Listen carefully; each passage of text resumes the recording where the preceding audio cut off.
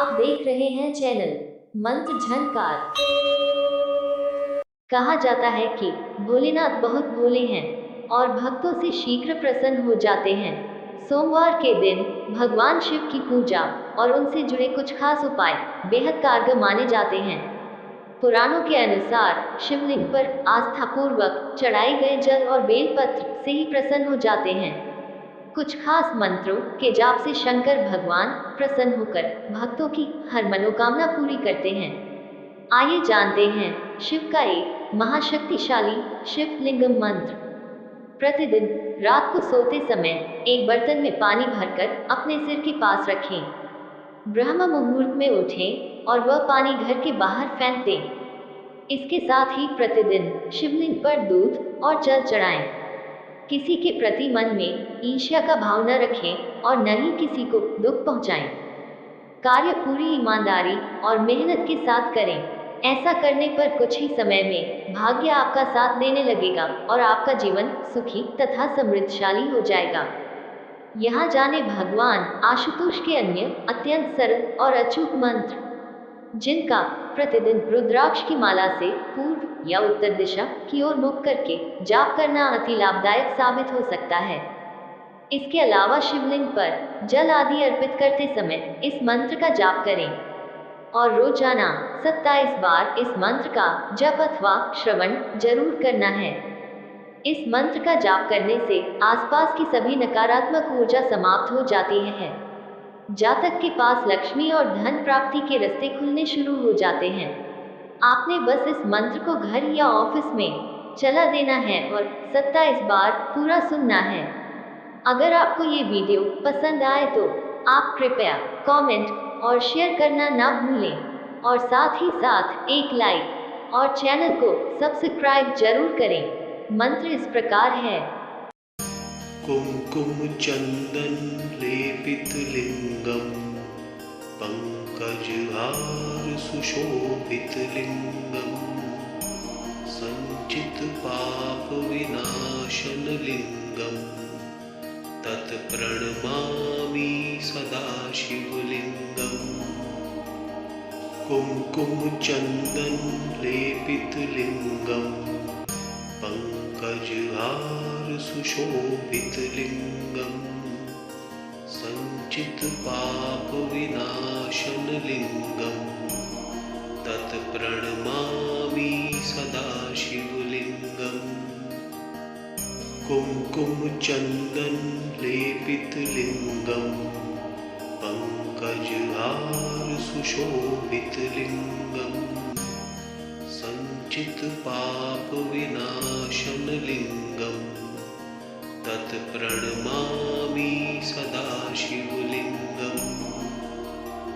कुमकुम चंदन लेपित लिंगम पंकजहार सुशोभित लिंगम संचित पाप विनाशन लिंगम तत्प्रणमामि सदा शिवलिंगम। कुमकुम चंदन लेपित लिंगम पंकजहार सुशोभित लिंगम संचित पाप विनाशन लिंगम तत्प्रणमामि सदा शिवलिंगम। कुमकुम चंदन लेपित लिंगम पंकजहार सुशोभित लिंगम संचित पाप विनाशन लिंगम तत्प्रणमामि सदा शिवलिंगम। कुमकुम चंदन लेपित लिंगम पंकजहार सुशोभित लिंगम संचित पाप विनाशन लिंगम तत्प्रणमामि सदा शिवलिंगम। कुमकुम चंदन लेपित लिंगम पंकजहार सुशोभित लिंगम संचित पाप विनाशन लिंगम तत्प्रणमामि कुङ्कुमचन्दनलेपितलिङ्गं पङ्कजहारसुशोभितलिङ्गं सञ्चितपापविनाशनलिङ्गं तत्प्रणमामि सदाशिवलिङ्गम् कुङ्कुमचन्दनलेपितलिङ्गं पङ्कजहारसुशोभितलिङ्गं सञ्चितपापविनाशनलिङ्गं तत्प्रणमामि सदाशिवलिङ्गम् कुङ्कुमचन्दनलेपितलिङ्गं पङ्कजहारसुशोभितलिङ्गं सञ्चितपापविनाशनलिङ्गं तत्प्रणमामि सदाशिवलिङ्गम् कुङ्कुमचन्दनलेपितलिङ्गं पङ्कजहारसुशोभितलिङ्गं सञ्चितपापविनाशनलिङ्गं तत्प्रणमामि सदाशिवलिङ्गम् कुङ्कुमचन्दनलेपितलिङ्गं पङ्कजहारसुशोभितलिङ्गं सञ्चितपापविनाशनलिङ्गं तत्प्रणमामि सदाशिवलिङ्गम् कुङ्कुमचन्दनलेपितलिङ्गं पङ्कजहारसुशोभितलिङ्गं सञ्चितपापविनाशनलिङ्गं तत्प्रणमामि सदाशिवलिङ्गम् कुङ्कुमचन्दनलेपितलिङ्गं पङ्कजहारसुशोभितलिङ्गं सञ्चितपापविनाशनलिङ्गं